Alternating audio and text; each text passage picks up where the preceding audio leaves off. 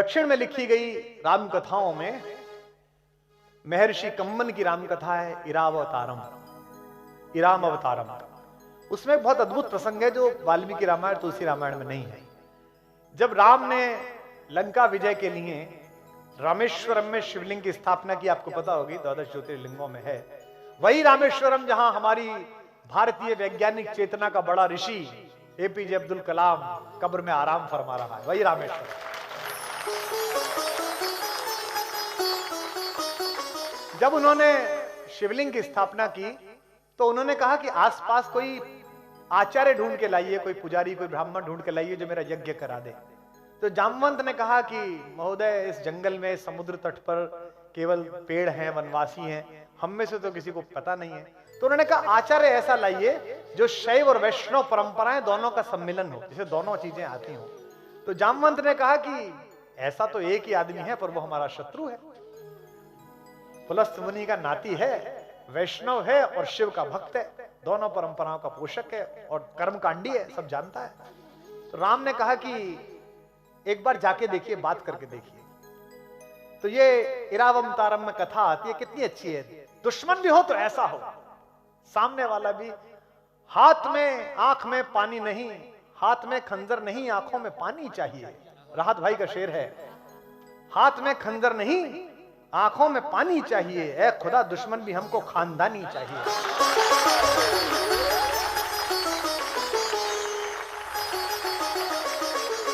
तो रावण जैसा आचार्य जामवंत जब लंका पहुंचे राम के कहने पर, महर्षि कम्मल लिखते हैं कि यह बात रावण को पता चली कि जामवंत आए हैं। जामवंत उनके पितामह के दोस्त रह चुके हैं, तो उनको लगा कि मेरे बाबा के दोस्त हैं तो आदर करना चाहिए। उसने राक्षसों से कहा कि मेरे महल तक का रास्ता बताने के लिए उन्हें कष्ट ना हो, हर जगह राक्षस हाथ जोड़कर खड़े हो जाए और जिधर की तरफ इशारा कर दें उधर जामवंत चलें। कथा आती है कंब की रामायण में महर्षि कम्बन की कि जामवंत चूंकि शरीर आकार बड़ा था उनका, तो उनको रास्ता दिखाते दिखाते रावण के पास तक ले गए। उन्होंने रावण ने उन्हें प्रणाम किया, खड़े होकर पैर छुए और कहा कि मैं आपका स्वागत करता हूं राक्षस राज रावण, किस लिए आप आए हैं? तो उन्होंने कहा मैं चाहता हूं कि मेरे यजमान की आप आचार्य बन जाएं। तो उसने कहा कि स्वीकृति से पूर्व मुझे विचार करना पड़ेगा और विचार में देरी लगेगी, तो अगर आप आसन ग्रहण कर लेंगे तो अच्छा होगा, मैं भी बैठ पाऊंगा। जामवंत बैठ गए। रावण ने पूछा कि आपका यजमान कौन है? तो जामवंत ने कहा कि अयोध्या के राजकुमार महाराज दशरथ के पुत्र श्री राम मेरे यजमान हैं और वे एक यज्ञ करना चाहते हैं, भगवान शंकर के विग्रह को स्थापित करके शिवलिंग को पूजा करना चाहते हैं अपने एक बड़े काम के लिए। तो रावण ने पूछा क्या ये बड़ा काम लंका विजय तो नहीं है? जामवंत ने कहा आचार्य आप ठीक समझ रहे हैं, ये लंका विजय का यज्ञ है, तो क्या आप आचार्य पद स्वीकार करेंगे? रावण भी प्रतिभाशाली था, उसे पता था कि कौन व्यक्ति आया है मुझे आचार्य बनाने के लिए, इतना बड़ा अवसर मिल रहा है।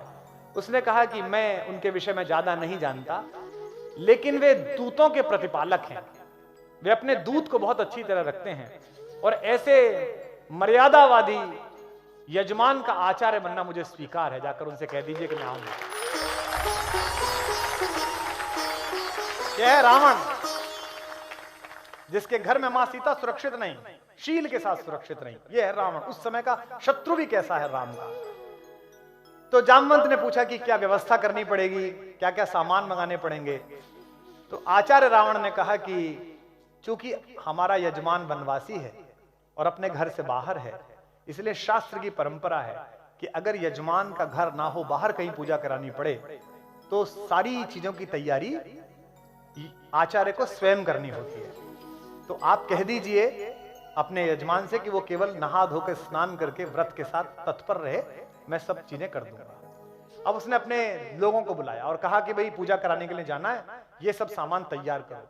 इसके बाद रावण एक रथ लेकर मां सीता के पास गया और सीता से उसने कहा कि समुद्र पार तुम्हारे पति और मेरे यजमान राम ने लंका विजय के लिए एक यज्ञ आयोजित किया है और मुझे उस यज्ञ के आचार्य के रूप में बुलाया है। अब चूंकि जंगल में रहने वाले किसी भी यजमान की सारी व्यवस्था करना आचार्य का काम होता है, इसलिए उसकी अर्धांगिनी की व्यवस्था करना यह भी मेरे जिम्मे है।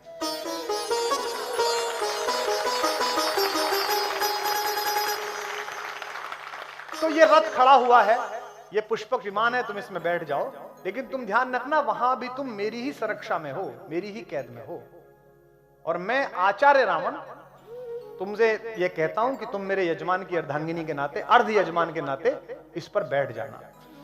कम्मन राम कथा में प्रसंग आता है कि यह सुनकर देवी सीता ने रावण को आचार्य कहकर प्रणाम किया, जो आज्ञा आचार्य। और अगली बात सुनिए, और उनके प्रणाम करने पर उसी रावण ने देवी सीता को अखंड सौभाग्यवती भव का आशीर्वाद दिया।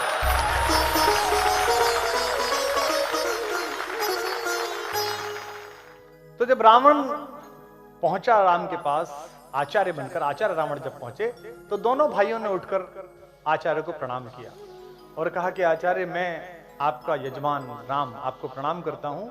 मैं लंका विजय के लिए एक यज्ञ कर रहा हूं, मैं चाहता हूं कि यहाँ के शिव का विग्रह स्थापित हो ताकि देवादिदेव महादेव मुझे आशीर्वाद दें कि मैं लंका पे विजय प्राप्त कर सकूं। ये लंकेश से कह रहे हैं रावण, लेकिन आचार्य रावण से कह रहे हैं।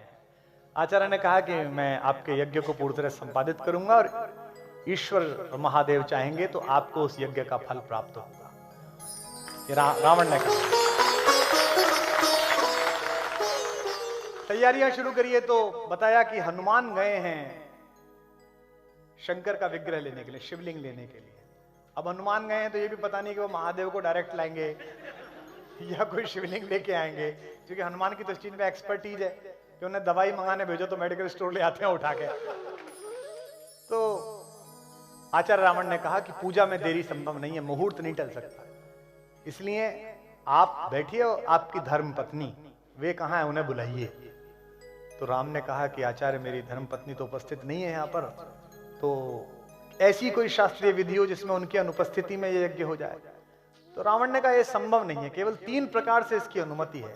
एक, या तो आप विदुर हो, आपकी पत्नी नहीं हो, दूसरे आप अविवाहित हो, आपका विवाह नहीं हुआ हो, और तीसरे आपकी पत्नी ने आपको त्याग दिया हो। क्या तीनों स्थितियां हैं? तो राम ने कहा तीनों स्थितियां तो नहीं है। अब राम ये कैसे कहें कि आप ही हैं उसके कारण, क्योंकि वे तो आचार्य हैं। तो जामवंत ने कहा कि आचार्य फिर इसकी क्या व्यवस्था है?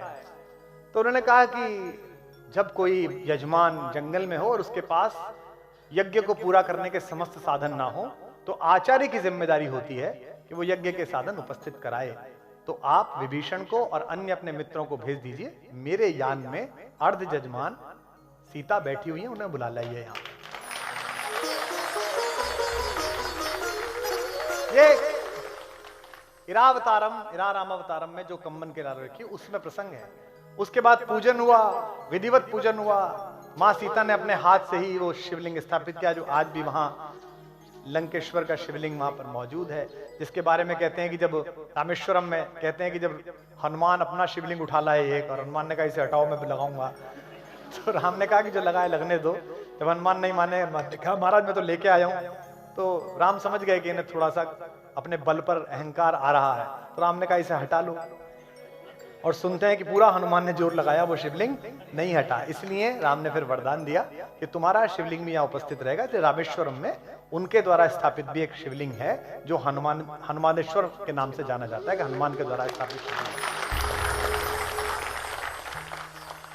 यज्ञ संपन्न हुआ और दोनों यजमानों ने, राम और सीता ने आचार्य रावण को प्रणाम किया। तो राम ने पूछा कि आचार्य आपकी दक्षिणा? तो आचार्य ने कहा कि आप वनवासी हैं, मैं जानता हूं कि आपके पास कोई दक्षिणा नहीं है और आप मुझे दक्षिणा नहीं दे सकते, और स्वर्णमयी लंका के राजा आचार्य को आप क्या दक्षिणा देंगे, इसलिए मेरी दक्षिणा आप पर रही। राम संकोच में पड़ गए। राम ने कहा कि दक्षिणा रही तो आप बता दीजिए ताकि मैं विधिवत तैयारी रखूं, कभी मैं देने योग्य बन पाऊं आपको। तो क्या रावण ने दक्षिणा मांगी? राम ने कहा आचार्य होने के नाते मैं आपसे दक्षिणा मांगता हूं कि जब मेरा अंतिम समय आए तो यजमान मेरे सामने उपस्थित रहे, मैं आपसे दक्षिणा मांगता हूं।